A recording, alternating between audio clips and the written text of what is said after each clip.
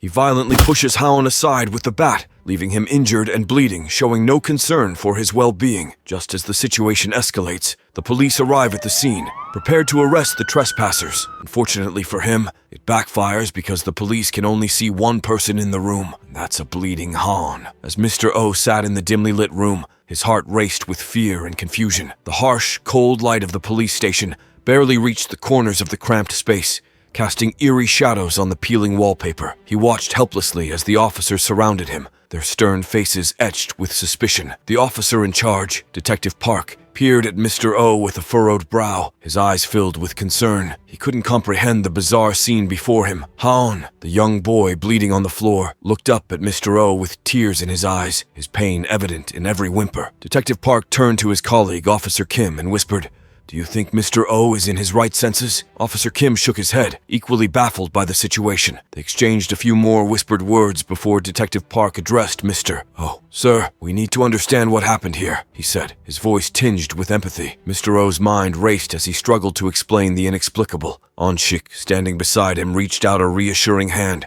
trying to calm the trembling man. Song Hui's resentment still hung heavy in the air, a lingering presence that only they could perceive. 2 hours later, after Mr. O had been apprehended, the boys searched the room for evidence to prove their claim, but were unable to find any. The room felt suffocating, the air thick with tension. Just then, Bai Ong, who had remained quiet until now, revealed himself as a tech genius. He furrowed his brows in concentration, hacking into the deleted files on Sang Hui's laptop. The next morning, Mr. O was released from police custody, his heart heavy with worry. He entered the room, his steps hesitant, and saw Song Hui's laptop opened on the table. His eyes widened as he read the words on the screen, an acceptance letter into medical school. His heart leaped for joy, but it was short-lived. Anshik appeared beside him, his voice trembling with sorrow as he revealed the harsh truth. "Mr. O, that letter was a fake, created by Sang Hui the day she died." The room felt colder than ever, the weight of deceit hanging in the air. Despite the risk, Anshik made a desperate attempt to make Mr. O understand the pain Sang Hui had endured before her tragic end. He spoke with a heavy heart, but Mr. O remained obstinate and unyielding, unable to accept that he might have been the cause of Sang Hui's death. In his frustration and denial, Mr. O lashed out, grabbing a baseball bat and beating on Shik and Bayong mercilessly. The room echoed with the sound of violence, and pain filled the air. It seemed as if there was no way to break through to him. Amidst the chaos, Haon arrived, his face pale and pleading. He tried to convince Mr. O that his expectations of Sang Hui attending medical school were too high, that she had suffered in silence for far too long. Before we continue, take a moment to answer the question of the day. If you could create a crossover between two manhwas, which would they be and why? Comment down below for a chance to be shouted out. Now back to the recap. As Mr. O's anger began to subside, he recalled a memory from 10 years ago. It all started with a simple visit to his brother, seeking help for his dislocated shoulders that had forced him to quit baseball. But his brother, rather than offering support, took the opportunity to belittle him, dredging up painful personal matters and the circumstances of his divorce. Mr. O stormed out of his brother's office that day, his heart burning with anger and humiliation. He vowed to make his family regret treating him so poorly. The room seemed to close in on him, suffused with the weight of his unresolved past and the pain of his present predicament. When Mr. O arrived home that night, a youthful Sang Hui eagerly waved her test paper in front of him,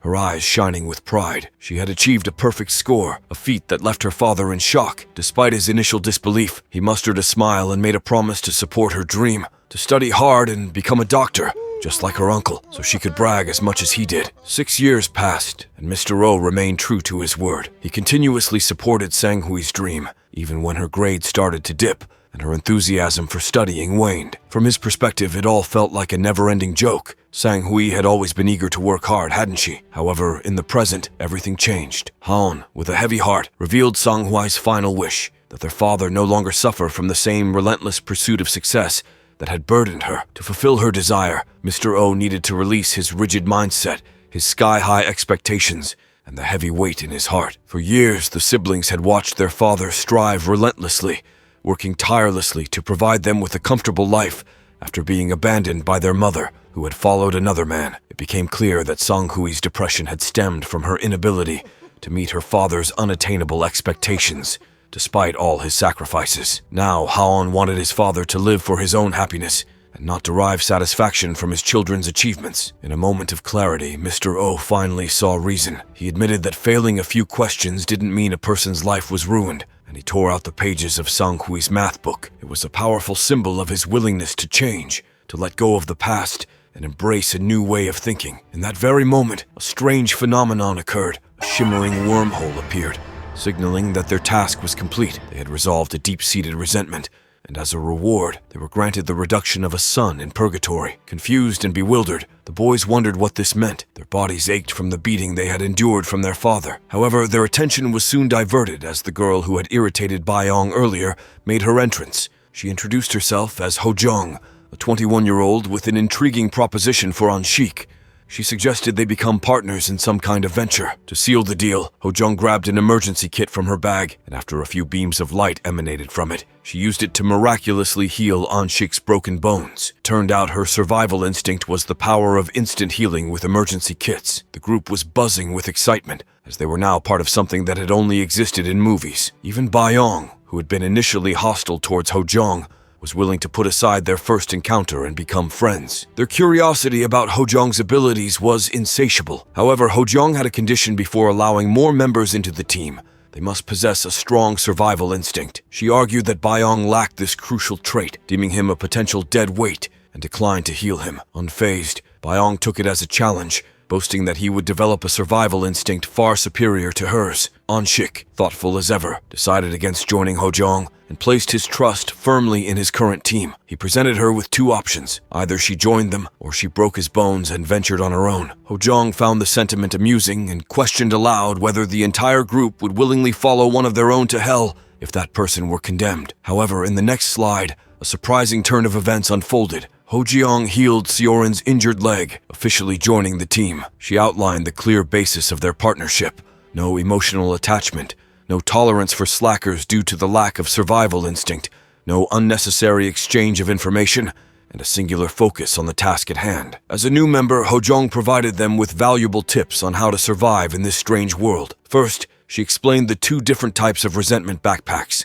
The first contained tasks designed to ruin a person's life and could involve an unlimited number of participants, much like Nayun's resentment. The second backpack was for tasks leading to happy endings, involving a limited number of participants and resulting in a reduced number of sons in purgatory, just like Sang Hui's resentment. Hojiong also shared a tip on how to check their remaining days in purgatory by staring at their shadows while standing in front of the sun. The revelation left the trio stunned when they discovered they had 987 days left, while Sioran had 988 days remaining. Hojiong warned them not to casually reveal this information to others. Furthermore, Hojong emphasized that they couldn't rely on their survival instincts during resentment tasks. This added layer of complexity to their challenges. Later, they embarked on a backpack hunting expedition, thanks to Anshik's skills. However, the task waiting in Gongi's resentment proved to be a daunting one. It required them to break the legs of his teammates in a soccer match who had looked down on him. It was becoming clear to the gang why Hojiong insisted on strong teammates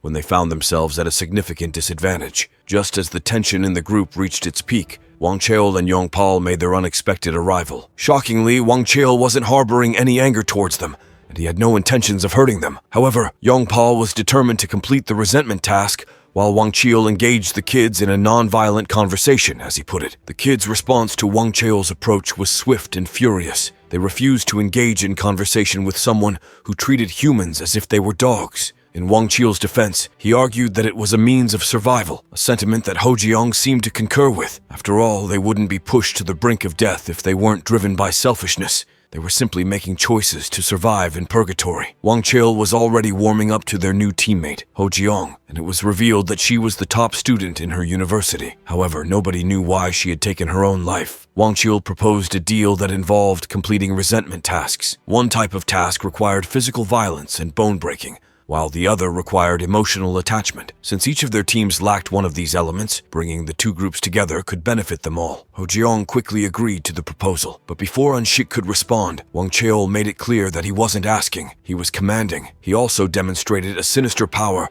by placing his hand on Hojiong's head, causing her to relive a terrifying moment from her past. This display of power left Hojiong shaken, and Wang Cheol revealed that this was his survival instinct, a way to make people submit to him without resorting to physical violence. Next in Wang Cheol's sights was Bai Yong, the strong-willed soldier who resisted him. However, Wang Cheol was nothing if not determined. He forced his hand onto Bai Yong's head, subjecting him to a virtual replay of the terrifying events that had led to his death. In this virtual world, a painful scene unfolded, depicting Bae-yong during his military service. One night, Corporal Park arrived with a menacing aura and threats against him. It turned out that Bae-yong had been targeted because of a letter of complaint he had written about the excessive workload and bullying by supervisors.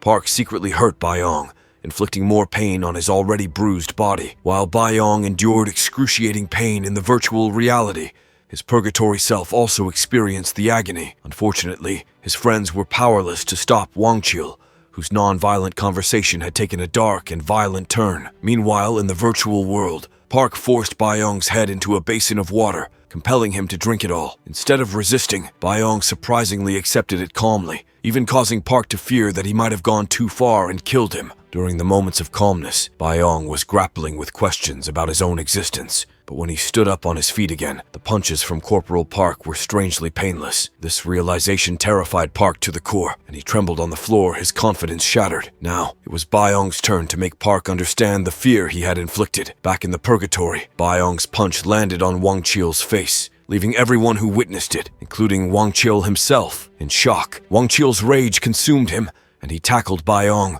breaking the hand Bae-yong had used to punch him. Yet, to everyone's astonishment, Bae-yong returned the punch, even with his broken hand. Only Ho-jeong seemed to fully grasp what was happening, and she advised Wangchil to run. Ignoring her warning, Wangchil remained determined to fight and asked Ho-jeong for her theory on what was happening to Bae-yong. She revealed that something similar had occurred in her former team, where a person had a similar instinct to Bae-yong's. When they snapped, they lost all control and turned into monsters. Ho-jeong cautioned Wangchil to stop his actions, warning that further activation of Bae-yong's power might lead to a cardiac arrest once the power wore off. Bae-yong's bones were broken, his body had exceeded its limits, and he could only move because he was numb to pain. If this resulted in Bae-yong's death, he would be sent to hell alongside the person who triggered him, Wangchil. Wangchil attempted to reason with Bae-yong, but he was beyond the point of rationality. Now, Wangchil was forced to flee for his life, as Bae-yong identified him as his nemesis, Corporal Park. Yongpal returned from his mission and was informed of the dire situation. Wangchil was on the brink of death, and the possibility of him ending up in hell loomed large.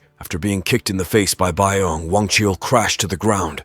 Anshik urgently told Wangchil to stay down. He recounted his earlier encounter with Bae-yong in his monstrous form, and how, after apologizing, Bae-yong couldn't see him anymore. Anshik suggested that Wangchil should remain on his knees and offer a sincere apology. Before another surge of impact from Bae-yong, Wangchil finally apologized, and Bae-yong's powers gradually began to wear off. As Bae-yong lay on the floor, coughing up blood and teetering on the brink of death, the gravity of the situation was palpable. Even Wangchil, who had personal experience with the horrors of hell, was terrified. He implored Ho-jeong to heal Bae-yong, his aggressive demeanor giving way to a desperate plea. In this desperate moment, Ho-jeong struck a surprising deal with the aggressive Wangchil, teaching him some manners and politeness in the process. Wangchil, for the first time, used her name and knelt to the floor, pleading for her help. 30 minutes later, everyone sat in groups, emotionally drained from their harrowing experience in purgatory. Wangchil expressed relief at the situation, but Yongpal was furious that his boss had kneeled before the kids. Wangchil, however, slapped some sense into him, reminding him of their dire circumstances. Meanwhile, Ho-jeong and Anshik had a conversation about his weaknesses.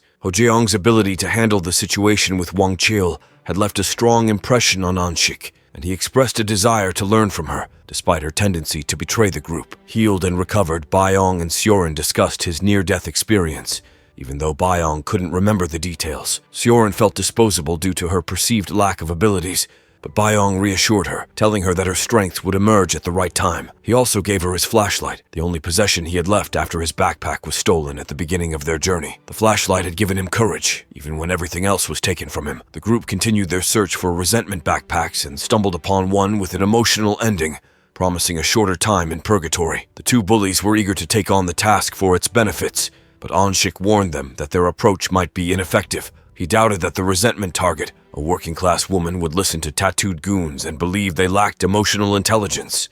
Anshik proposed that the girls and Wangchil take on this backpack, while the rest split up to tackle another one that required violence. Anshik also revealed that his instincts were evolving. He could not only track the backpacks, but also identify the type of resentment task they contained. The first target, a 23-year-old woman named Su-yeon, was introduced. Suffering from depression due to job difficulties and poverty, she had dropped out of university to work part-time jobs, but was burdened by unnecessary pressure from her family, including her mother, who had taken out a loan for her seemingly irresponsible son. The trio assigned to the task, Seorin, Ho-jeong, and Wang Cheol, analyzed the situation, considering possible solutions. Wang Cheol suggested robbing a gambling joint, but Ho-jeong promptly dismissed the idea, emphasizing that a lady wouldn't survive stealing from thugs. Wang Cheol eventually agreed, recognizing the potential consequences. He was sent on a walk while the girls handled the rest of the task. Given that Su-yeon wasn't related to the deceased person, they couldn't introduce themselves as ghosts. Instead, they planned to pose as guardian angels and ended up doing all the cafe's chores for Su-yeon, hoping it would relieve some of her burden, but it only made her boss happy, not her. As Su-yeon walked home that evening, a drunk man bumped into her and attempted to claim that he was in the right, despite being clearly at fault. However, their altercation took an unexpected turn when the drunken men suddenly noticed a bag swinging in thin air. Even in their intoxicated state, they perceived it as a threat, prompting them to apologize and quickly flee. Following their plan, Seorin and Ho-jeong introduced themselves to Su-yeon as her guardian angels, as well as the individuals who had helped her with chores at the cafe. However, Su-yeon was skeptical and refused to believe them unless they could make her truly happy by giving her a significant amount of money. Just then, Wang Cheol arrived as the third guardian. Although his approach was more sinister, he suggested heading to a gambling joint to spy on her opponent's cards, so he could inform her when to fold or draw. This intricate proposal, which revolved more around the art of deception than the blatant act of theft, had Su-yeon encountering Wang Cheol. His appearance, exuding an aura of sheer terror, struck fear deep into her heart, prompting her to flee in an overwhelming wave of dread. Simultaneously, another faction of the team, tasked with the more forceful aspects of their unique approach to resolving deep-seated resentments, was engaged in a particularly demanding mission. This involved a young boy, a victim of relentless bullying due to his physical appearance. Their mission's gruesome requirement was the extraction of each target's teeth, a task unsettlingly well-suited for Yongpal. As he diligently performed this horrifying task, his associates, Anshik and Bayong, were actively rounding up the next group of students. These unsuspecting individuals were about to experience the full extent of Yongpal's terrifying method. Amidst this unsettling scenario, Yongpal found himself increasingly disturbed, not by the task at hand, but by Anshik's demeaning manner of speech. He perceived these directives as belittling, coming from someone he viewed as nothing more than a child. In response to Yongpal's growing irritation, Anshik retorted with a venomous tone. He implied that if Yongpal was so discontented, he should have taken up the issue with their boss rather than projecting his frustrations onto an innocent child. The undercurrents of their plan, designed to create a rift between the boss and his subordinate, seemed to be bearing fruit. Concurrently, back with the segment of the team focused on crafting a more positive conclusion, they faced ongoing hurdles. Su-yeon's reaction to Wang Cheol, who she perceived as a figure of horror, led to a chaotic chase. The other girls pursued her relentlessly, but Su-yeon was adamant in her desire for solitude, rejecting the presence of those she mockingly termed her guardian angels. Ho-jeong, in an attempt to defuse the situation, concocted a creative but dubious explanation. She labeled Wang Cheol as a malevolent spirit, distinct from their group. However, Su-yeon's response was marked by a profound sense of apathy. She expressed her longing for true happiness, a state she claimed to achieve only in the solitude of sleep. Her demand was clear, for these self-proclaimed guardian angels to leave her in peace. In a twist of events, Ho-jeong formulated an ingenious strategy. She planned to gain access to Su-yeon's residence under the pretense of performing household chores. Yet, her true intentions lay elsewhere. When Su-yeon succumbed to sleep, Ho-jeong was set to implement her hidden agenda, a plan shrouded in mystery and anticipation. The following morning, Su-yeon experienced the most startling awakening of her life. She found herself in a state of disbelief as she realized that she had slept until the late hour of 1 p.m., a stark contrast to her initial intention of rising at the early time of 5 a.m. This unexpected turn of events left her utterly bewildered. The mystery behind Su-yeon's unusually prolonged slumber was soon unraveled. The person responsible was none other than Ho-jeong. She had interpreted Su-yeon's casually expressed wish for additional sleep in a literal sense. Ho-jeong, in her role as a guardian angel, had earnestly believed that fulfilling this desire would contribute to Su-yeon's happiness. When Su-yeon eventually managed to access her phone, she promptly made a call to her employer. The ensuing conversation was succinct yet distinctly harsh. This unfortunate interaction led to the loss of not only her current job, but also her secondary position at the Saturday office. This sequence of events plunged Soo-yeon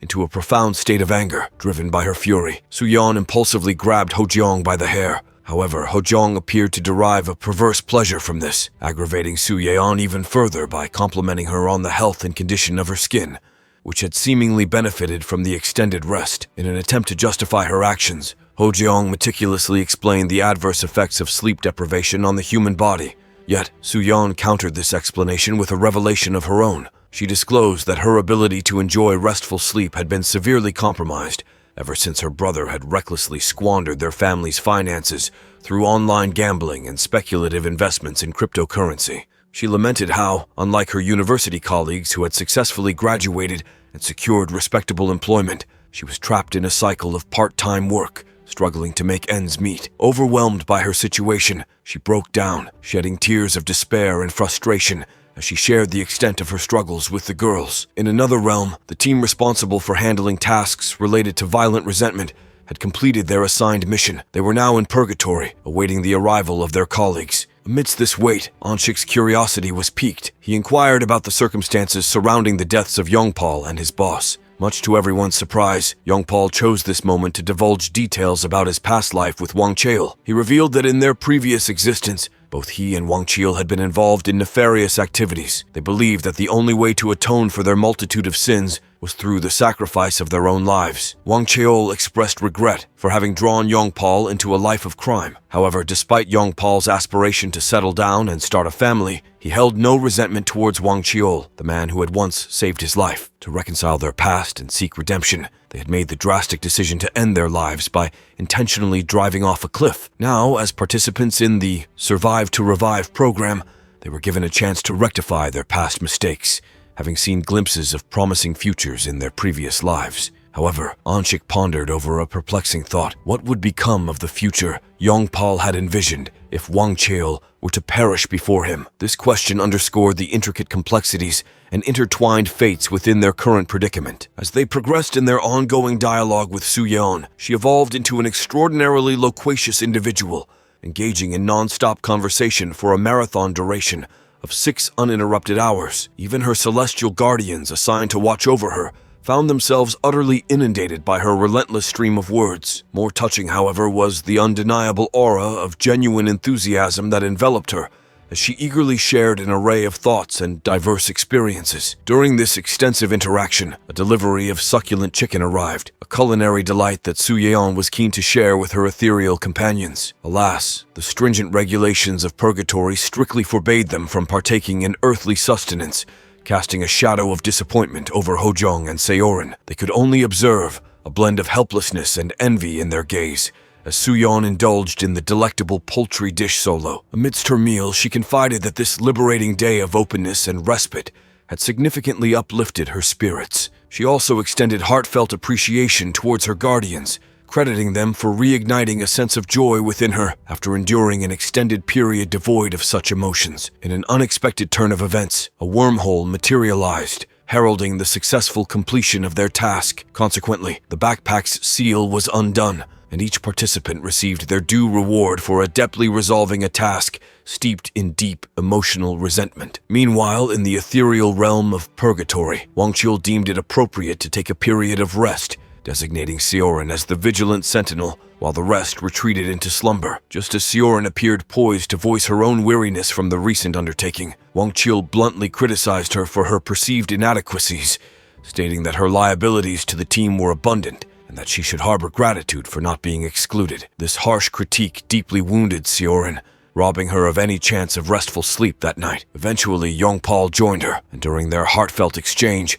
an astonishing event unfolded. Seorin remembered the flashlight previously given to her by Baeong. To their amazement, the flashlight began to reveal visions of the future, a future that Seorin could view at will. She witnessed not only her own destiny, but also glimpsed into the futures of Baeong and Youngpal, notably a version without Wang Cheol, where Youngpal enjoyed the warmth of a loving family. Anshik, who had clandestinely eavesdropped on their entire dialogue, quickly recognized the monumental implications of this discovery. The following daybreak, Youngpal covertly approached Anshik, revealing his awareness of Anshik's discreet manipulative tactics. Shik, in turn, disclosed his calculated plan to tactically eliminate Wang Cheol from their team. Yongpal, intrigued and aligned with this strategy, expressed his eagerness to play an active role in this unfolding scheme. As they continued their journey, Shik found a new backpack along the way. When they arrived at its location, they witnessed a starved participant being condemned to hell. This sight excited Wang Cheol, who warned everyone to be prepared so they wouldn't end up starving like the unfortunate individual they had just seen. He also ordered Yongpal to check the resentment task, which turned out to be Wang Cheol's favorite type. The task that Wang Cheol and Baiyong encountered was one that offered a reduced number of days in purgatory, focusing on deep or emotional resentment. However, it required the participation of 2 people, making it a challenging endeavor. Wang Cheol initially saw it as a difficult task given his history, and Yongpal also rejected the task. Consequently, Wang Cheol decided to take on the task with Baiyong. Wang Cheol ordered the rest of the team to split up and search for other resentment backpacks, just as they had done before. However, as Wang Cheol and Baiyong were about to jump into the backpack together, a betrayal occurred. The team decided to betray Wang Cheol and sent him into the resentment backpack alone, hoping that he would starve there after being unable to complete the task. Back in purgatory, the team celebrated the elimination of the harsh boss who had dictated their lives. To ensure that no one else entered the backpack to complete the task, and as a tribute to his boss, Yongpal stayed behind until Wang Cheol's demise. Yongpal's unique survival instinct allowed him to locate anyone in purgatory that he had seen at least once, and Hojiong chose to stay with him. Meanwhile, the rest of the group continued their search for resentment backpacks. Suddenly, they stumbled upon an abnormal backpack they had never encountered or seen before. Anyone who viewed its content or accepted the task lost their life within it. Consequently, the reward for completing the backpack was adjusted to match its extreme difficulty, offering a reduction of 10 days in purgatory. Shik, with a fervent sense of determination, passionately urged his team to embrace the daunting challenge that lay before them. After delivering an inspiring series of pep talks, which resonated deeply with each member, the group collectively agreed to undertake the task. This particular mission was steeped in the quest for revenge, and Shik found himself directly communicating with the victim, Seokhyun. Seokhyun, in a heartfelt and detailed manner, presented Shik with a thorough recap of the events that had unfolded in his life. Seokhyun's life story was a tragic tale of being egregiously mistreated and cunningly manipulated by Hyungmi, the woman he once dearly loved. Driven by her false promises of lucrative profits, Seokhyun had invested a staggering sum of over 300 million in a business venture. However, this investment soon turned out to be a mirage, as Seokhyun's money vanished into thin air, yet he found himself continuously funneling more funds to her upon her relentless requests. Youngmi's true nature was not just that of a relentless gold digger.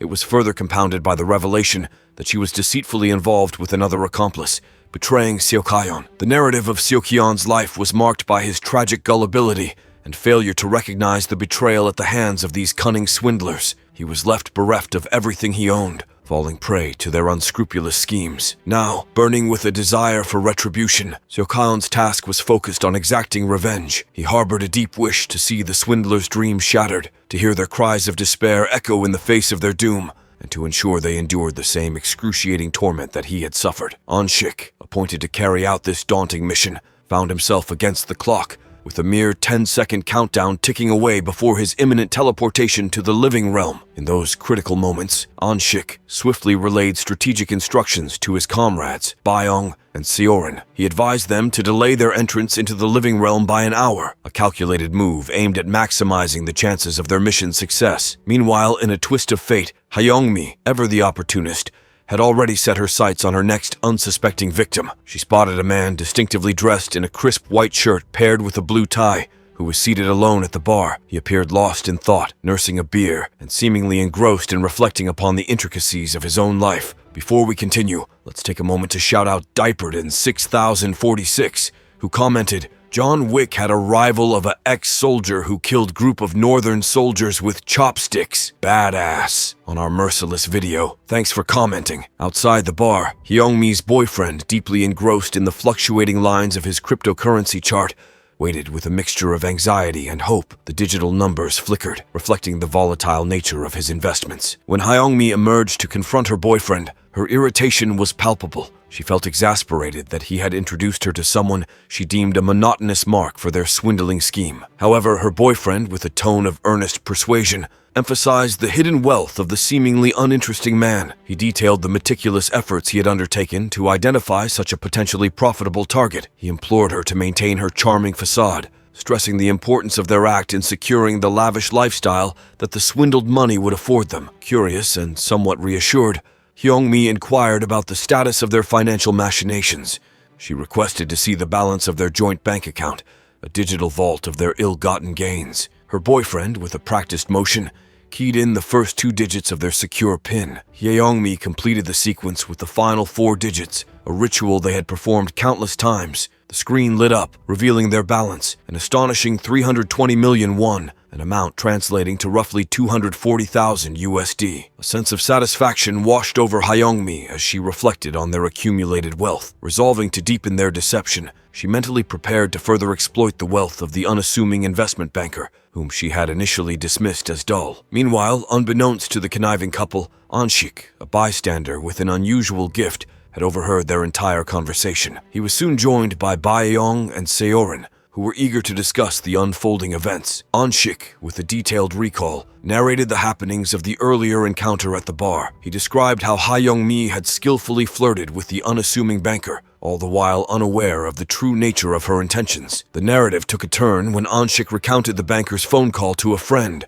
boasting about his new romantic prospect. In a twist of fate, the banker had inadvertently spotted Anshik. Surprised by his ability to see Anshik, who was from the afterlife, the banker was soon embroiled in a misunderstanding, leading to Anshik's mistaken ejection from the bar. The bartender, puzzled, saw no reason for the ejection as he perceived no child in the vicinity. This bizarre encounter led to the banker learning of Anshik's otherworldly origins and receiving a forewarning about Hyung-mi's deceptive allure, a caution that could potentially save his significant savings from being swindled. In a nearby fast food restaurant, Hyung-mi's boyfriend sat, his attention divided between a fizzy drink and his cryptocurrency chart. The bear market had not been kind to him, with a significant portion of his investments evaporating. Overhearing a conversation at an adjacent table, he caught snippets of Seorin discussing promising cryptocurrency ventures, hinting at insider knowledge from her uncle. Just as she was about to divulge the name of a potentially lucrative coin, she abruptly stopped, leaving Hyung-mi's boyfriend hanging in suspense.